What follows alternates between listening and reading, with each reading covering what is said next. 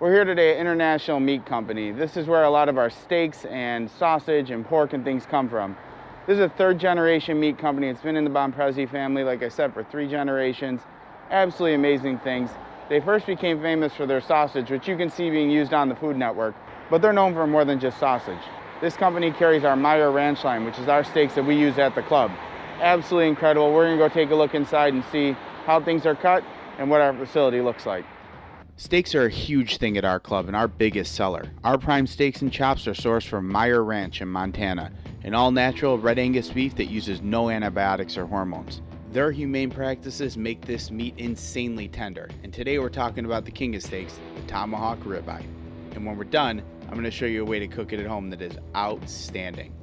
And you know me, I take my meat very, very seriously.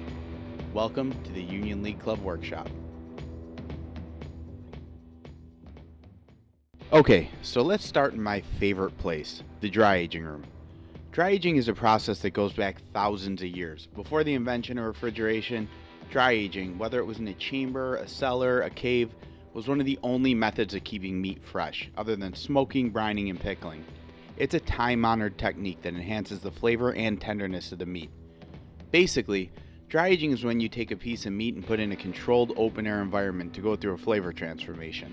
By exposing the meat to air, moisture is pulled out and the natural enzymes in the beef break down the muscles slowly over time, making it more tender and more delicious. This chamber has meats aging for a minimum of 2 weeks for as long as 60 days. When the steaks are done aging, we trim the dark crust away, leaving us with an amazingly tender, flavorful red steak. Now let's go to the cutting floor. So we're going to be tearing into a Tomahawk Ribeye. This is a really amazing cut of meat. So this is your typical ribeye steak, and then over here is the long bone. So basically it's a ribeye steak with an elongated bone, but this is where the short rib cuts would come on an actual beef. So when you take the short rib meat off and you have this long bone, you have this really dramatic, beautiful ribeye, also known as a tomahawk. I was super excited to cut into one of these. These things are massive. So there's the spinalis side. This cap is called the ribeye cap, also known as spinalis. This is the best part probably in the entire cow. My absolutely favorite part. It's tender, it's got a ton of flavor, carves up like a flank steak, but eats like butter. I want a nice big steak, so I'm cutting this dinosaur bone into a 2-pound tomahawk chop. I mean, look at that thing. The marbling is insane, heavy, it's big. This is why it gets the name tomahawk. You can just bop someone over the head with it. So this is the spinalis cut I was talking about. You can see there's a thick eye of meat here. And this you'll see at a lot of events and things that we do. This all gets trimmed off and it's just a center eye of meat. And it's absolutely amazing. I even got to play with some power tools, knocking out some saw-cut ribeye steaks. Unbelievable and a ton of fun, but definitely scary. These butchers at this meat shop are no joke. They are truly masters of their craft, doing in 1 minute what would normally take someone 20 or 30. Here's one of them trimming up some skirt steaks for our club. We use outer skirt steaks, which are extremely tender, and then they're triple pinned to maximize tenderness. Unbelievable, incredible, and butchered and trimmed to absolute perfection.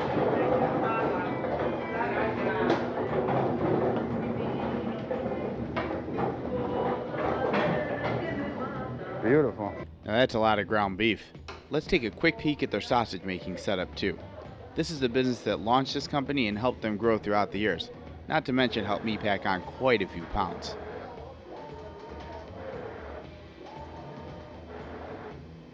So the sausage meat goes from the grinder to the hopper to mix it all up into the stuffing machine. So that's all pretty cool, but let's get back to the club because I am starving. So that was really cool. I mean, going behind the scenes into that butcher shop, seeing how they operate, all the amazing things they do. Just an absolutely amazing family that has been running this business for so long and doing an incredible job servicing some of the top steakhouses in Chicago and some of the top online retailers you might notice too. Now let's take a minute to talk about these amazing prime 36-ounce tomahawk steaks. They're absolutely gorgeous. They're well marbled, they're thick, they're beautiful. They're a showstopper. They're things your guests are going to want to take pictures of. And you're probably sitting there wondering, well, what am I going to do with it once I get it? It's enormous. It's not exactly grilling season. Here's a great little video on how to reverse sear a steak at home. This is going to give you a dynamite crust on your steak, and a perfectly cooked tomahawk all the way through. So let's get started reverse searing this, and we'll wrap up at the end. The reverse sear is an amazing technique to help you get a beautiful, perfect looking steak like this every time. And in this video, I'm going to take you step by step on how to do this at home and up your steak game. We want a nice thick cut of meat for our reverse sear. This tomahawk steak is amazing. Ribeyes are great because they have a giant center eye, but they also have a delicious finalis. The only problem is they cook up at different rates. We're going to start by drizzling it with some olive oil. I want to rub it evenly all over. This is going to help the seasoning to stick when that time comes and also add a little extra fat to our steak. For our seasoning, I'm using a coffee rub. So it's got some cumin, brown sugar, granulated garlic, cayenne, fresh ground coffee, paprika. Absolutely delicious. I love it with steak, especially a fatty, steaky cut like a ribeye. And this tomahawk is going to be amazing with this rub. So you want to evenly rub the coating all over the steak. You want to get the sides, the top, the bottom. And then we're going to leave it to cure for 10 to 15 minutes, allowing the moisture to release from the steak and reabsorb some of that seasoning. You can see how the seasoning's changed color and gotten really wet. That's from the moisture being pulled out like we talked about. It's the whole curing process. It's gorgeous. Now let's get the thermometer in here and get it in the oven. I love these probe thermometers. They're fantastic because the thermometer stays in the whole time, while the actual data part of it stays outside of the oven and alerts you when it's ready. We're setting the thermometer to 122 degrees, and we're going to put it in the center of the fatty part of the steak. Some people like to do it along the bone, but I feel like this is where you get the best reading for this method. So the steak cooked in a 210 degree oven for about 90 minutes for this size steak. It's a beautiful 122 degrees inside. It's going to cook up to be a perfect medium rare.